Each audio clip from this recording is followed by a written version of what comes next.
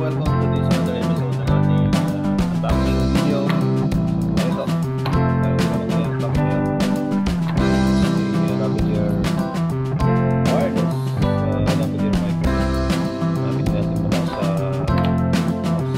bakit dalawa ito.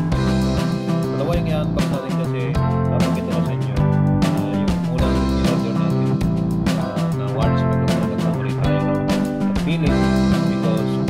Supposedly, ang kukunin natin is yung pang Android pero dumating sa atin is pang iPhone, which is hindi siya pwede yung kanyang jack dun sa Android phone kasi yung nga lightning ang pang iPhone samantalang yung gamit ko natin is Type-C yung kanyang jack or yung kanyang connector. Ngayon, papakita ko sa inyo, sayang din kasi itong unang i-order ko hindi ko na kita na lightning pala yung nakaselect sa variation ba variance sa aking order. So dumating ko siya and dalawa pa nga yung ginawa ko ng microphone dito, wireless microphone. Pero ito try natin ito kung pwede bang i-pair itong dalawang microphone na to dito sa pag-order natin, which is ito na yung Type-C. Yung kinuha natin is isang microphone na lang. So yan, ilan yung microphone na lang. Pero ito Type-C na. So pwede na ito sa Android. Hindi nga lang natin titinang na nga lang natin ito kung check natin kung gagana pa itong dalawang extra na microphone na nakasama pang iPhone na lang.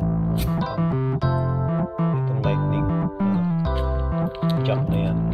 So tingnan natin later kung gagana. So abangan nyo kung gagana siya. So kung gagana man itong dalawang ito, so good thing pa rin kasi magagamit ko pa rin siya with this connector or ang tawag kasi dito is receiver.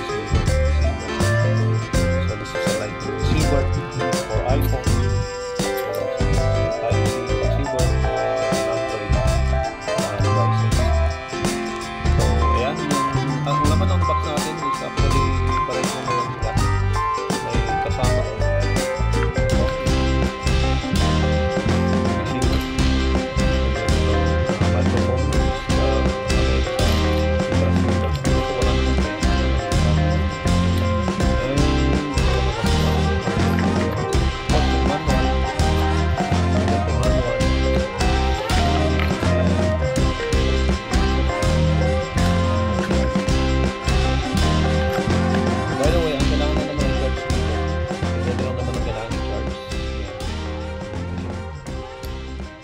And the other one, when you connect this with your Android devices, pag connect mo ito, automatic magpi-pair na siya actually.